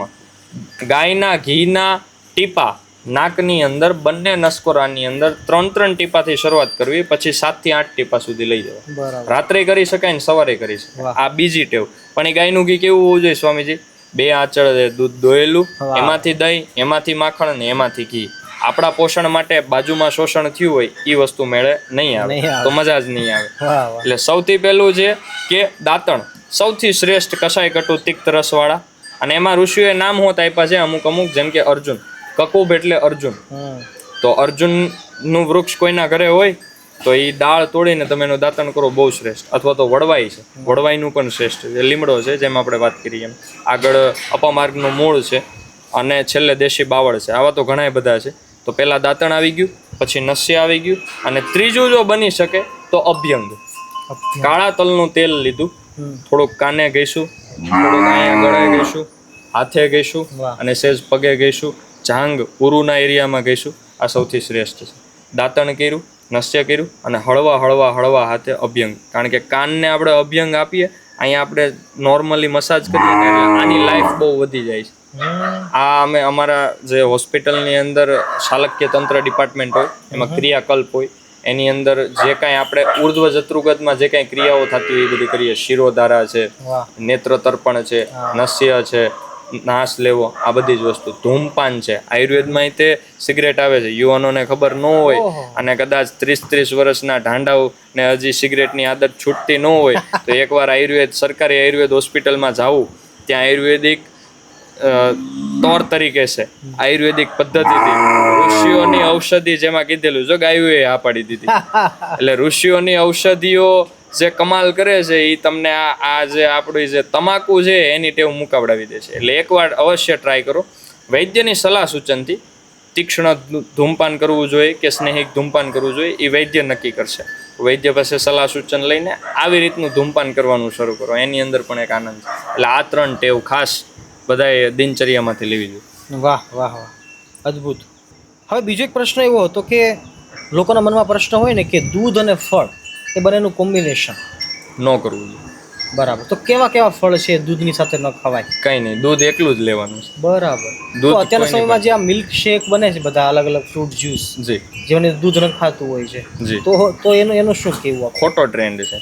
હા, હા, એ ગાડરિયો પ્રવાહ છે. ઘેટા હેલા જાય છે ને આ બાજુ આપણા ગુજરાતના એ ઘેટા વાવમાં જાય છે. એટલે પછી આગળ જતા સ્વામીજી કેવું થાય કે સંતાન ગર્ભ ધારણ કરવામાં, સંતાન પ્રાપ્તિમાં બહુ તકલીફ પડે. વિરુદ્ધ આહાર કરવાની ના પાડી છે. એટલે વિરુદ્ધ આહાર ટોપિકની નીચે જ ઋષિઓએ લખેલું છે કે ગાયનું દૂધ અને એની સાથે કોઈ પણ ખાટી તીખી મોળી વસ્તુ નથી લેવાની. ગાયનું દૂધ એકલું જ લેવાનું છે, એ પણ કાચું લેવાનું છે, એ પણ શ્રેષ્ઠ. ધારોષ્ણ દૂધ અમૃત સમાન કયા દૂધને કીધેલું છે કે જે ધારોષ્ણ હોય, ઓકે, જે હજી ધાર લીધી તાહણીમાં અને એ તાહણી તમે પી ગયા. નો ડાઉટ સિટીમાં વસ્તુ પોસિબલ નથી, પણ એટલીસ્ટ તમે જે દૂધ ઘરે મંગાવો છો એનું વિરુદ્ધ આહાર તો ન કરો. ખાટી વસ્તુને દૂધમાં નાખીને તમે શું પ્રૂવ કરવા માંગો છો? બેઝિક વસ્તુને એસિડિક. ચા જે છે, ચા સ્વામીજી શું છે? ઠીક છે, આજે સમસ્ત વિશ્વ ચા પીવે છે. ચા જો મુકાય તો વહેલાસર મૂકી દેવાય. શું લેવા? કારણ કે ચાની અંદર કેફીન કરીને એક કન્ટેન્ટ હોય છે જે એસિડ છે, અને દૂધ બેઝિક છે. તો આપણે સવારમાં એસિડ બેઝ ભેગું કરીએ છીએ અને એને આપણે પેટને આપીએ છીએ. એની જગ્યાએ બને તો આજે સ્વામીજીએ સૌથી પહેલા ચ્યવનપ્રાશ લીધો હતો. તો બને તો આવું કરવું જોઈએ કે જે આપણા પેટને જરૂર છે, 12 કલાકથી જે ભૂખ્યું છે, 12 કલાકથી જે સ્ત્રોતસો ખાલી હતા, 12 કલાકથી જે ધાતુ અને પોષણ જોતું, જે આપણે સૂઈ ગયા છીએ, રાત્રે 8 વાગ્યાના જમ્યા પછી ક્યાંય જમ્યા નથી, તો સવારે એને પોષણની જરૂર છે. તો પોષણ રૂપી એને ચ્યવનપ્રાશ આપો, એક સાથે 37 ઔષધિઓ, તો અગ્નિ મજબૂત બની જાય. પછી ભલે ને તમે ચાય પીવો, ખરેખર ચા પીવી ન જોઈએ, બને ત્યાં સુધી ટેવ મૂકવી જોઈએ, આગળ જતા બહુ પ્રશ્ન છે. એટલે વિરુદ્ધ આહાર જે ફળ અને દૂધનું તમે કીધું તો એ ન લેવું જોઈએ, કારણ કે એ વિરુદ્ધ આહારમાં છે. અને વિરુદ્ધ આહારનું સતત સેવન કર્યા બાદ એ ગર વિષ બને છે, દૂષી વિષના રૂપમાં ટ્રાન્સફોર્મ થાય છે. ધીરે એ વિષ ભેગું થાય છે.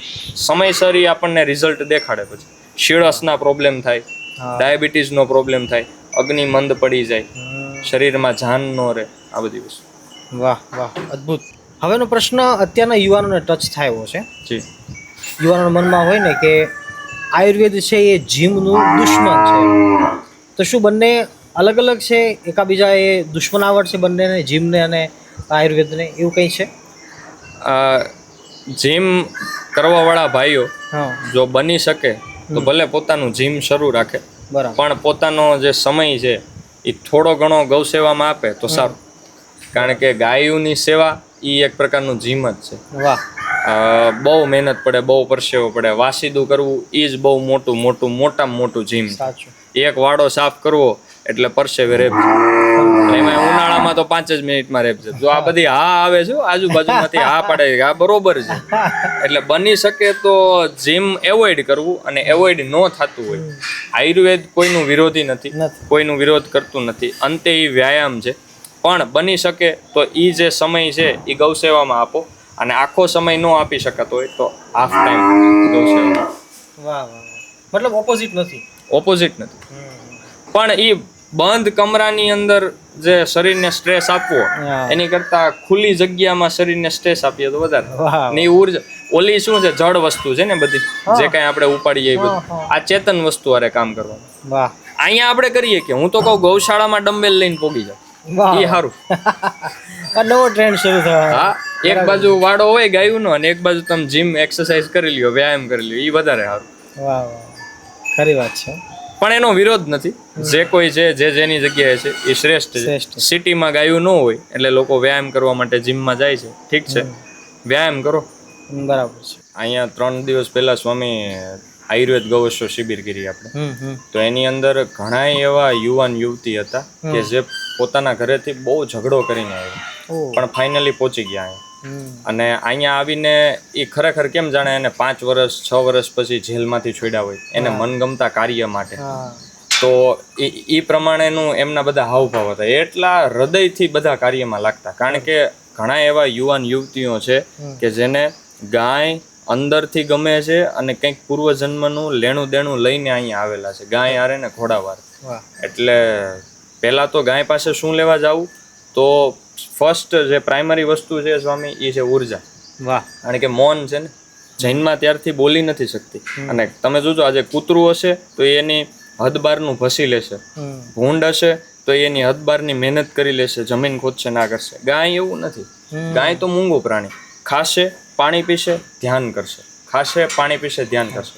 અશ્વનું એમ જ છે, તમે સવારી કરશો તો જ એની ઉર્જા બહાર કાઢશે, બાકી ખાશે પીશે અને ધ્યાન કરશે.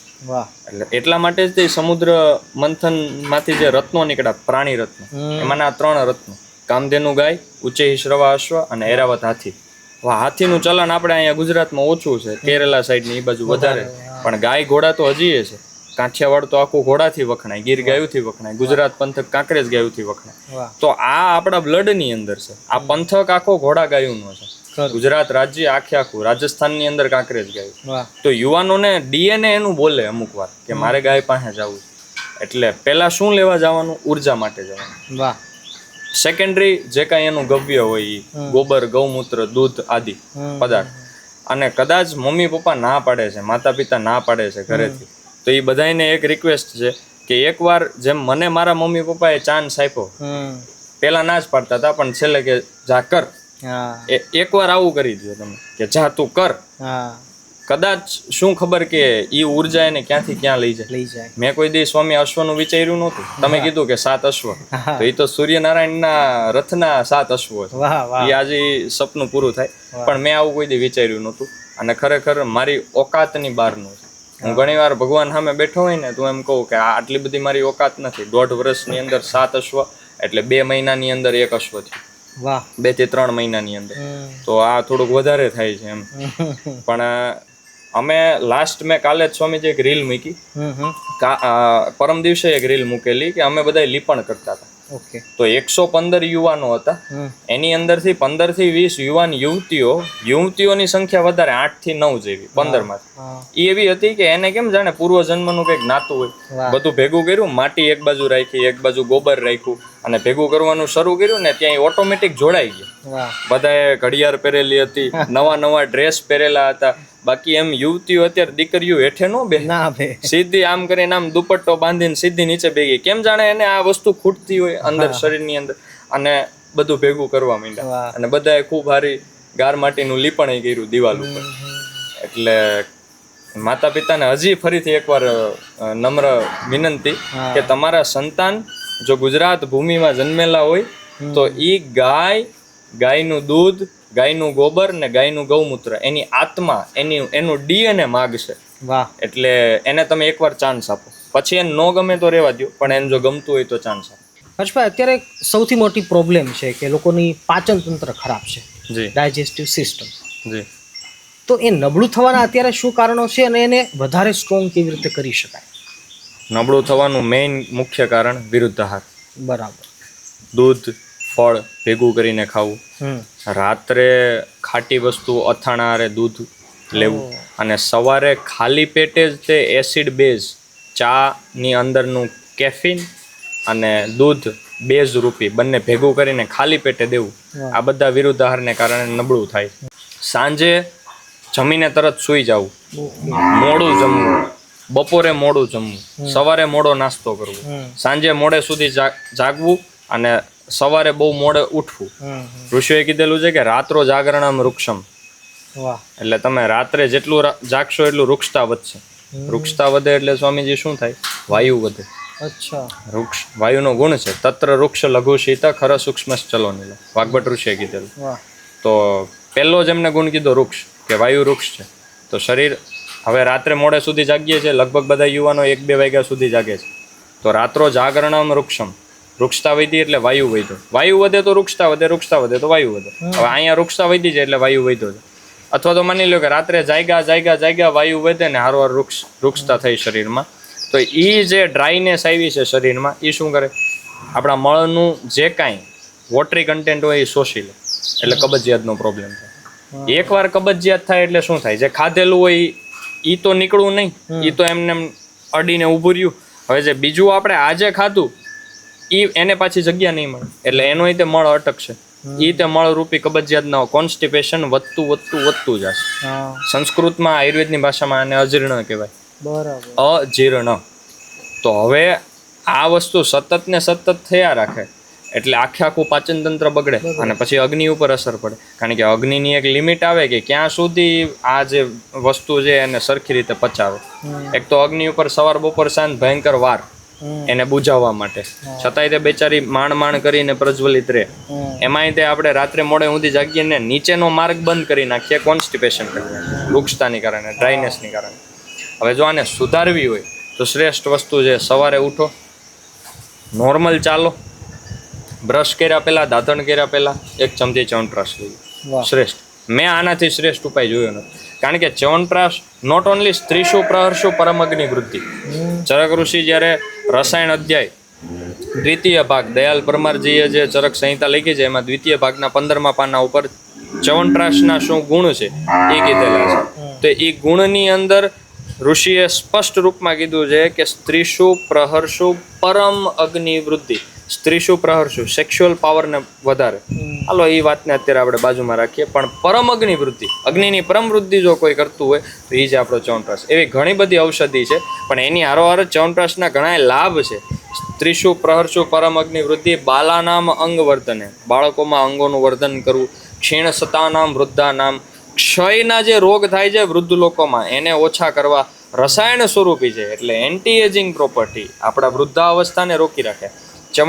વૃદ્ધાવસ્થાને આવવા જ ન દે. ચ્યવનપ્રાશ બન્યું તું શું લેવા સ્વામીજી? ચ્યવન ઋષિ માટે બનાવ્યું તું કોણે? અશ્વિની ભગવાન, સાક્ષાત દેવ વિશેષ, દેવોના ડોક્ટર, દેવોના વૈદ્ય. આયુર્વેદમાં જેનું ખૂબ માન છે ને ઋગ્વેદમાં જેમનો ઉલ્લેખ છે. આપણે અહીંયા જે ચિત્ર દોર્યું છે એની માથે આપણે રેફરન્સ સહિત અશ્વિની મંત્ર લખેલો છે. ઓમ અશ્વિના યજ્વરી રેશો દ્રવત પાણી શુભસ્પતિ, શુભના પતિ છે, દ્રવત પાણી, ધ્રુવ ગતિ ધાતુ, ધ્રુવ ગતો ધાતુ, ગતિ કરનારા છે. ઓમ અશ્વિના યજ્વરી રીશો, યજ્વરી રીશો, યજ્ઞ બહુ એમને ગમે છે. ઓમ અશ્વિના યજ્વરી રીશો દ્રવત પાણી શુભસ્પતિ પુરુભુજા જનસ્યતમ. પુરુભુજા, 100, સહસ્ત્ર, 1000, પુરુ હજારો જેના હાથ છે અને હજારો હાથેથી પોતાના દીકરા દીકરીઓનું સ્વાસ્થ્ય ટકાવી રાખે છે. એવા અશ્વિની કુમારે જ્યારે ચ્યવન ઋષિએ અશ્વિની કુમારનું આહ્વાન કર્યું, એમને યાદ કર્યા, એમની માટે તપસ્યા કરી કે મારા 90-95 વર્ષ થઈ ગયા છે, આ મારા અંગો કામ નથી કરતા, પણ છતાંય હજી મારે ધર્મ અર્થ કામ મોક્ષનું કાર્ય કરવું છે, મારે હજી મારા આયુર્વેદ માટે ઘણું ખરું આગળ કરવું છે, તો મને ફરીથી યુવા અવસ્થામાં આવવું છે. તો ત્યારે અશ્વિની ભગવાન પ્રસન્ન થાય છે. બરોબર હેમંત શિશિરની ઋતુ, આમળા ઉપસ્થિત, આમળા 50% આમળા લે છે, 50% 37 ઔષધિઓ લે છે. એની અંદર જ્યારે બની જાય છે ચ્યવનપ્રાશ, 2-3 દિવસ સુધી ચ્યવનપ્રાશની પ્રોસેસ હોય, એ બની જાય છે ત્યારે છેલ્લે મધ નાખે છે, ઘીની અંદર આમળાને શેકવાના હોય છે, ક્વાદ હોય છે, ઘણી બધી વસ્તુ હોય છે, બધું તૈયાર થાય છે. અને પ્રાશ એટલે કે એક ચાટવાની વસ્તુ બનાવે. પ્રાશ એટલે કંઈક ચાટવાની વસ્તુ. જેમ કે મધ છે, તો મધમાં આપણે અમુક ઔષધિઓ નાખીએ તો એ પ્રાશ બની જાય, કારણ કે એ ચાટવા લાયક થઈ ગયું ટોટલ. કોના માટે બન્યો? તો ચ્યવન ઋષિ માટે, એટલે ચ્યવનપ્રાશ. વાહ વાહ. એટલે ચ્યવનપ્રાશ શ્રેષ્ઠ વસ્તુ છે અગ્નિને પ્રજ્વલિત કરવા માટે. આની અંદર પણ થોડોક વધારે સમય લીધો, પણ આનું એક જ કારણ હતું કે આજે આપણી જે અગ્નિ મંદ પડે છે એનું મેઇન કારણ છે સવારની ચા. તમે નો ડાઉટ ચાની ટેવ છૂટતી નથી, છોડવી જોઈએ પણ છૂટતી નથી, કાંઈ વાંધો નહીં, ચા કન્ટિન્યુ રાખો. પણ એની પહેલાં ઉઠતા વેત જ 1 ચમચી ચ્યવનપ્રાશ લઈ લો, કારણ કે તમારી અગ્નિ ચા નથી માગતી, એસિડ બેઝ ભેગું કરીને આપ એમ નથી કહેતી. તમારી અગ્નિ એમ કહે છે કે 12 કલાકથી હું ભૂખી હતી તો મને પહેલાં પોષણ આપ. પોષણ મારે કેવું જોઈએ છે? યુરિયા DAP વાળું નથી જોતું. પોષણ મારે જોઈએ છે જે ભગવાને ઔષધિઓ જંગલમાં ઉગાડી હોય, એનો શ્રેષ્ઠ રૂપથી ગાયના ઘીમાં ઉપયોગ થયો હોય, એની એક આખી પદ્ધતિથી એ રસાયણ ઊભું થયું હોય ને, એ ઔષધિ તું મને આપ. તો તમારી અગ્નિ આ માગે છે. એટલે ખાસ કરીને સવારે ચ્યવનપ્રાશ એને આપો ને પછી ભલે તમે વિરુદ્ધાહાર આખો દિવસમાં ગમે એટલું કરો, એ ચાલશે. વાહ. જી હર્ષભાઈ, ફરીવાર એક નવો પ્રશ્ન કે અત્યારના સમયમાં લોકોને બોડી ડિટોક્સ કરવું ગમે, જી જે હવે શરીરને સમજતા થયા છે એ કે ભાઈ શરીર અંદરથી ચોખ્ખું રહેવું જોઈએ. તો એક સિમ્પલ ડેલી ડિટોક્સ કે જે દરેક લોકો કરી શકે, પોતાની જાતે કરી શકે. ચરક સંહિતા, મહર્ષિ ચરક, વિમાન સ્થાન, ફરીથી 2ય અધ્યાય ત્રિવિધ કુક્ષીય નામક 2ય અધ્યાય, એની અંદર સ્પષ્ટ રૂપથી અધ્યાયનું નામ જ દર્શાવે છે કે ત્રિવિધ કુક્ષીય. 3 ભાગ શરીરના કરો, આમાશયના 3 ભાગ કરો, અને એમાંથી જે 1 ભાગ છે એ ખાલી રાખવાનો કીધું છે. ઘન પદાર્થ લ્યો, 2 રોટલી ખાઓ, એટલું ને એટલું જ તે તમે એટલું ને એટલી સામે છાશ પીવો. છાશ કેવી હોવી જોઈએ? 2 આંચળે દૂધ દોયેલું, અને એવું દૂધ મળે છે. ઘણા લોકો એવી એક્સક્યુઝ કરશે કે ભાઈ આવું ક્યાંય દૂધ નથી મળતું, આવું ઘી નથી મળતું. મળે છે, પણ ડબલ ભાવનું મળે છે. ડબલ ભાવ દેવાના. આમ થાય તે આપણે બીજા મોટ ચોકમાં ઘણા પૈસા વાપરીએ છીએ. તો એ ડબલ ભાવ આપીને સ્વામી એવી છાશ લેવાની, ઘન પદાર્થની યારે એટલી ને એટલી છાશ ને એટલું પેટ ખાલી રાખવાનું. બેસ્ટ. મેં અત્યાર સુધી મારા જીવનમાં જો ડેઇલી ડિટોક્સમાં કાંઈ જોયું હોય ને તો આ છે. બંને ટાઈમ જમવાનું ને બંને ટાઈમ 20 થી 25 થી 33% સુધીનું પેટ ખાલી રાખવાનું. એટલે ઓટોમેટિક ડિટોક્સિફિકેશન થશે, કારણ કે અગ્નિને આરામ મળ્યો ને. અગ્નિ આમ એને ભાર ન લાગી ગયો એમ કે એ મરી ગયા એમ, આને તો ભૂકા કાઢી નાખ્યા એમ, અનલિમિટેડ હતું તો એવી રીતનું ન થયું એમ. આને સંયમ રાખ્યો છે એમ, માપે ખાધું છે, થોડુંક ખાલી છે, તો હાલો હું મારું કામ પતાવીને હવે. એટલે આપણા વડવાઓ કહેતા ને કે 1 કોળી ઓછો ખાવો એમ, 1 કોળી ભૂખ કરતા 1 કોળી ઓછો ખાવો. અને એ બીજા માટે છે. આજે અડધો રોટલો મેં ઓછો ખાધો હોય તો એમાંથી અડધો હું ગાયને આપું, અડધાનો અડધો અશ્વને આપું, અને બાકીનું કીડિયારું પૂરી દઉં. અદ્ભુત. તો શું પંચગવ્ય ખરેખર બેનિફિશિયલ છે કે ફક્ત એ પરંપરા છે? નહીં, બંને છે. પરંપરા તો છે જ, પહેલેથી છે. અને એના કંઈક શરીરને ગણ કરતું હશે તો જ એ પરંપરા બની હશે. આપણા ઋષિઓએ કોઈ પણ આજે તહેવાર આપ્યા છે તો એ આમનામ આપ્યા જ નથી. ધૂળેટી તો કે તું કેસુડાને જાણ એમ, એની અંદર બ્રહ્મ ચેતના, બ્રહ્મ ઉર્જા છે.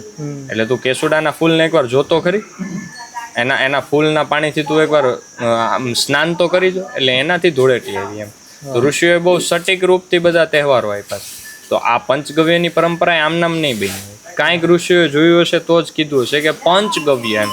કેમ ષટગવ્ય નહીં, કેમ ચતુર્થ ગવ્ય નહીં, કેમ પંચગવ્ય જ છે? ગાયનું દૂધ, ઘી, દહીં, કેમ દહીંની જગ્યાએ છાશ નો રાખી? તો રાખી શકે ને. કેમ દૂધની જગ્યાએ ચા નો રાખી? રાખી શકે ને. પણ એમને ખ્યાલ હતો કે દૂધ છે, અમૃત સમાન છે. કાચું દૂધ, દહીં, ઘી, ગૌમૂત્ર અને ગોમય, પંચગવ્ય. અને પાંચેયની અંદર કોની ઉર્જા છે? ભગવાન સૂર્યનારાયણની. કેવી રીતે? કારણ કે આપણી ભારતીય નસલની એક જ એવી ગાય છે કે જેની અંદર ખૂંદ છે, હંપ છે. હંપની અંદર શું હોય? સૂર્યનાડી હોય. સૂર્યનાડીનું કાર્ય શું હોય? સૂર્યની ઉર્જાને ગ્રહણ કરવી. જેમ આજે ઔષધિઓ છે એ સૂર્ય પાસેથી ઉર્જા લે છે, એમ ગાય તે સૂર્ય પાસેથી ઉર્જા લે. પણ પ્રશ્ન ત્યાં જ છે કે બેચારી બોલી નથી શકતી, મૂંગી, વાચા નથી આપતી. અને એ જ એનું મોટામાં મોટું માતૃત્વ છે, મોટામાં મોટું વાત્સલ્યનો ભાવ દેખાય આવે કે બોલતી નથી છતાંય આટલી મહેનત કરે ને આપણને આટલું આપે છે. પંચગવ્યમાં પાંચેય ગવ્યની અંદર ગૌની મહાન ઉર્જા તો છે જ, પણ આરે સૂર્યનારાયણની ઉર્જા છે. તમે જોજો આજે આટલી ગરમી છે ને તોય અમારી ગાયોને અમે 10:30 બહાર છોડીએ એટલે ઈ બપોરના 12:30 1 વાગ્યા સુધી જ્યાં સુધી ધગધગતી ગરમી ન થઈ જાય ત્યાં સુધી તડકામાં બેઠી હોય. શું લેવા આપણા માટે? એને ખ્યાલ છે કે હું તડકામાં બેસીશ તો શ્રેષ્ઠ રૂપથી આ સોલાર એનર્જી જેવું છે, આ સોલાર પાવર છે મોટામાં મોટો. જેમ સોલાર પાવર ને તડકો હોય તો સારામાં સારી ઇલેક્ટ્રિસિટી ઉત્પન્ન કરે, એમાં સારામાં સારી ઉર્જા ગ્રહણ કરે અને એ દૂધમાં આપે છે ગૌમૂત્ર ને ગોમય. દૂધમાંથી પછી ઘી બને છે ને દહીં બને છે. વાહ વાહ વાહ, અદ્ભુત. હર્ષભાઈ, હવે આપણે સેકન્ડ સેગમેન્ટની અંદર જઈએ જેમાં રેપિડ ફાયર થશે અને આ રાઉન્ડની અંદર તમારે ઝડપી જવાબ આપવાના છે. જી જી. તો હું પ્રશ્ન પૂછું એની બીજી સેકન્ડ તમારે પ્રયાસ કરવાનો. બે ઓપ્શન મળશે, એમાંથી તમારે ચોઈસ કરવાની. બરાબર? ગરમ પાણી કે ઠંડુ પાણી? ગરમ પાણી. ઘી કે તેલ? ઘી. જીમ કે યોગ? યોગ. ફળો સવારે ખાવા બેસ્ટ કે રાત્રે ખાવા બેસ્ટ? સવાર. તાંબાની બોટલમાં પાણી પીવું બેસ્ટ કે નોર્મલ બોટલમાં, મતલબ તાંબાની પ્લાસ્ટિક બોટલમાં. 5 કલાકની ઊંઘ સારી કે હેવી ડાયટ સારું? 5 કલાકની ઊંઘ. અરે વાહ. તમારા મતે બેમાંથી બેસ્ટ કયું, વર્કઆઉટ કે મેડિટેશન? મેડિટેશન. દેશી ગાયનું દૂધ કે પેકેટ મિલ્ક? દેશી ગાયનું દૂધ. ઘરનું ભોજન બેસ્ટ કે પછી પ્રોટીન સપ્લિમેન્ટ્સ છે એ બેસ્ટ? ઘરનું. ઉઘાડા પગે ચાલવું એ સારું છે કે પછી હંમેશા શૂઝ પહેરીને સારું? ઉઘાડા પગે. સહી. ગૌશાળામાં ઉઘાડા પગે. ગૌશાળામાં ઉઘાડા. બરાબર છે. હવે ત્રીજા સેગમેન્ટમાં આપણે પ્રવેશ કરીએ છીએ જી. જેમાં સાચું કે ખોટું એ તમારે કહેવાનું છે. એમાં અમુક મિથ છે ખાલી અને અમુક છે ટ્રુથ છે, સાચું છે. રાઈટ. તો તમે તમારી રીતે કહેજો. પ્રોટીન ફક્ત નોનવેજમાંથી જ મળે છે, આ મિથ છે કે ટ્રુથ? મિથ. ટૂંકમાં એના વિશે વાત કરો. આ પ્રોટીનનો સોર્સ ગવ્ય, ગાવડિયુંના દૂધ, દહીં અને દહીંની અંદર તમે થોડુંક જીરું નાખો, થોડુંક સંચળ નાખો અથવા તો રોક સોલ્ટ, પિંક સોલ્ટ, સેંધવ લવણ નાખો. કેલ્શિયમ ને પ્રોટીનનો મોટામાં મોટો સ્ત્રોત. અથવા તો તમે દેશી આના ગવ્યમાંથી એટલે ગોમય અને ગોબર, આ જે ગોમય છે આ ગોમય જ્યારે ખેતરમાં પડ્યું હોય, જો આમાં જુવારનો દાણો છે સ્વામીજી. અરે વાહ. આ જો આ જુવારનો દાણો. અરે વાહ. હા ખરું. તો આવી જે જુવાર હોય આ તમે ખાઓ એટલે આની અંદર શું ન હોય, વાહ, જે ગાયના ગોબરમાં રહેલી હોય એટલે આનું ગોબર ગૌમૂત્ર ખેતરમાં પડેલું હોય ને એમાંથી જે મગ ઉગેલા હોય એ મગ શ્રેષ્ઠ પ્રોટીનનો સોર્સ. એ મગનું પાણી, વાહ, પછી સરગવાનું સૂપ. એટલે મિથ છે જે ખાલી નોનવેજમાં જ હોય. બરાબર છે. હેલ્ધી ખાણું છે એ સદાય એક્સપેન્સિવ હોય છે, જી. તો શું આ મિથ છે કે ટ્રુથ છે? હાલના આજના સમયમાં ટ્રુથ. બરાબર. એક્સપેન્સિવ થઈ ગયું છે કારણ કે ક્યાંય મળતું નથી. બરાબર છે. સારું ખાવું હશે તો ડબલ પૈસા દેવા પડશે અને એની માટે જીવ હાલવો જોશે, પોતાના શરીરમાં ઇન્વેસ્ટ કરવા માટે. બરાબર. અચ્છા, ક્વેશ્ચન નંબર 3. કોલ્ડ ડ્રિંક કરતાં પેકેજ જ્યુસ છે વધુ નુકસાનકારક છે, તો શું આ મિથ છે કે ટ્રુથ છે? આને આપણે મિથ જ કહીએ. પેકેજડ જ્યુસ કીધું ને, જ્યુસ. કોલ્ડ ડ્રિંક્સ તો બહુ ભયંકર નુકસાન કરે, તો આ મિથ છે. બરાબર. લેટ નાઇટ સુધી જાગવાથી શરીર ઝડપથી વૃદ્ધ થાય છે, શું આ સાચું કે ખોટું? ટ્રુથ. રાત્રો જાગરણમ વૃક્ષમ. રાત્રે જાગવાથી શરીરમાં વૃક્ષતા વાયુ વધે, વૃક્ષતા વધે, ડ્રાયનેસ વધે અને જ્યાં વાયુ વધે ત્યાં ગતિ વધારે હોય, જ્યાં ગતિ વધારે હોય ત્યાં ક્ષય વધારે થાય એટલે ધાતુ વધારે તૂટે ફાટે અને જ્યાં ધાતુ વધારે તૂટે ફાટે એ શરીર ગઈઢું લાગે. વાહ. માઇક્રોવેવમાં બનાવેલું ફૂડ શરીર ઉપર અસર કરે છે લાંબા ટાઈમે, તો શું એ મિથ છે કે સાચું છે? ખરાબ અસર, સારી અસર. ખરાબ અસર કરે છે. ટ્રુથ.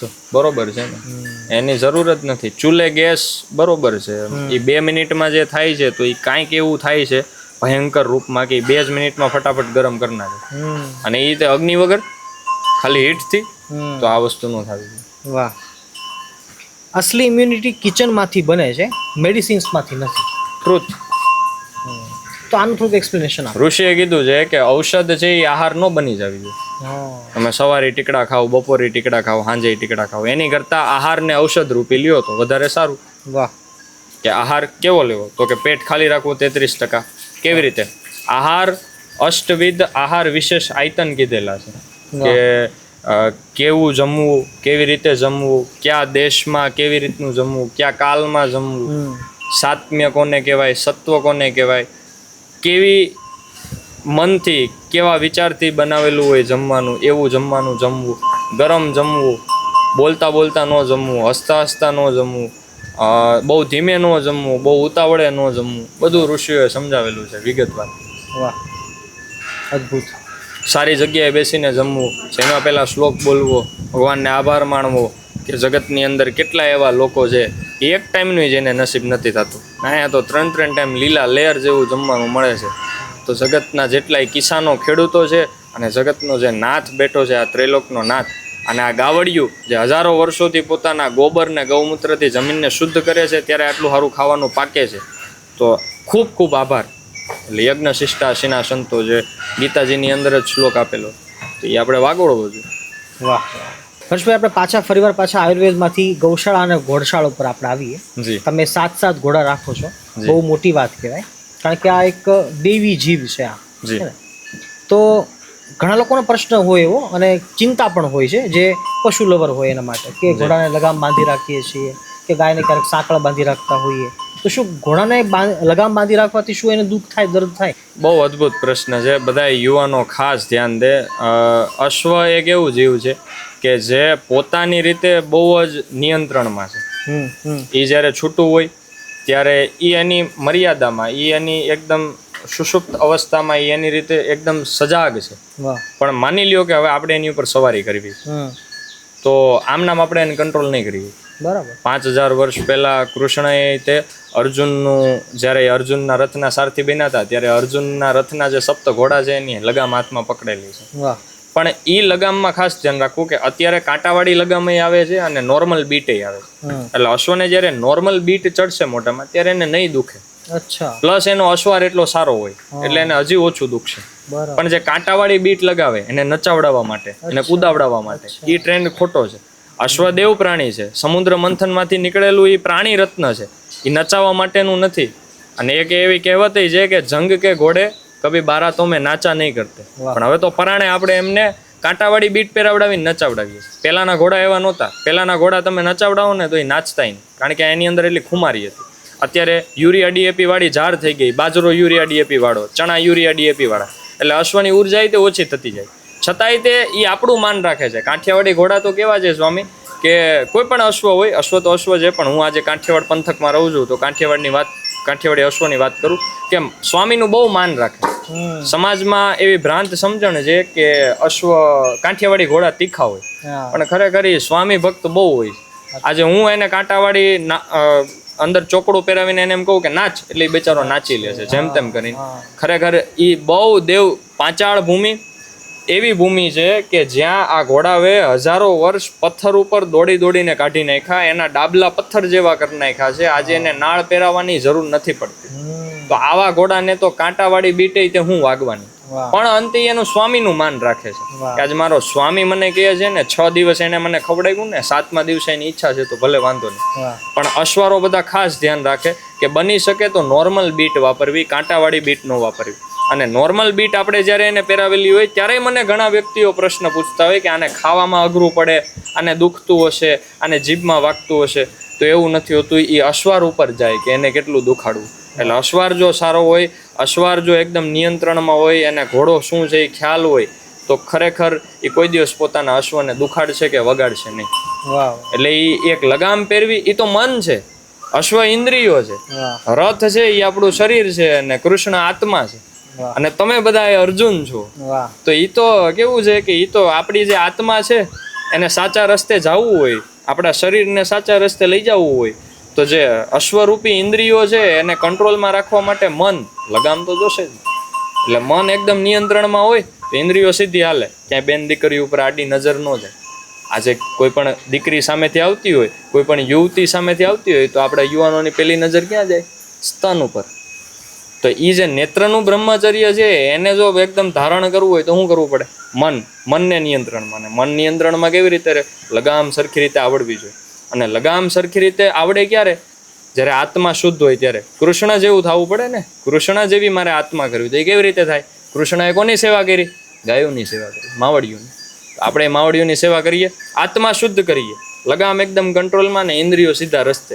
અને પછી જે રથ આખું જે વિજય પામે, આપણું જે શરીર આમ જ્યાં પગલું મૂકો ત્યાં વિજય, એનો આનંદ જ કંઈક અલગ.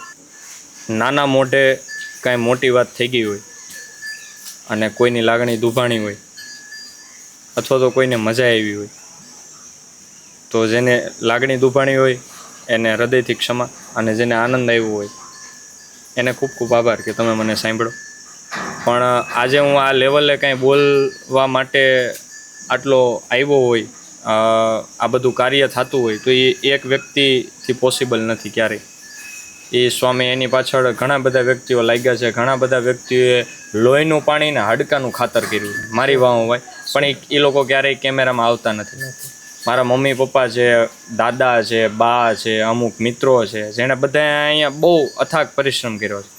હવે સમય સંજોગે એક મિત્ર હાજર છે, તો યશભાઈ તમે ખાલી આવો 2 મિનિટ અને અહીંયા બેસો, તમે અહીંયા વહી આવો મિહિર પાસે, અને એક ટૂંકમાં પરિચય આપું કે મિત્ર કરો તો કેવો કરો કે જે સુખ મેં પીછું હોય ને દુઃખ મેં આગે હોય, જે ક્યારેય તમારી પ્રત્યે રોષ ન કરે, જે ક્યારેય તમારું ખરાબ ન વિચારે. ને આવા મિત્ર મળે, તમે ગૌસેવા કરો ને તો આવા મિત્ર મળે. મારી કરતા જાજી એને ગૌસેવા કરી છે, મારી કરતા જાજી એને ઘોડાને હાંચવા છે, અને એ તે લોકોના મેળા સાંભળતા કે ન્યા ન જા, ન્યા ગૌશાળામાં રહીશ, ત્યાં ગૌશાળાનું બધું જે કાંઈ કાર્યક્રમ સંભાળીશ તો ભણવાનું બાજુમાં રહેશે ને ફેલ થઈશ. ખરેખર આ વ્યક્તિ 6 સબ્જેક્ટમાં પાસ છે.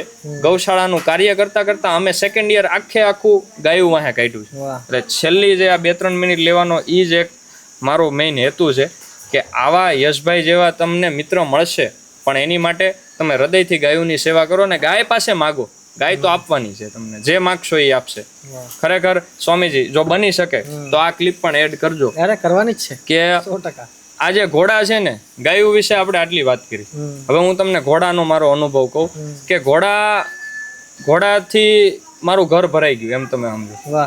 મારી પાસે જયારે કાંઈ નહોતું ને ત્યારે મારા આંગણે સૌથી પહેલા કામાક્ષી ઘોડી આવેલી.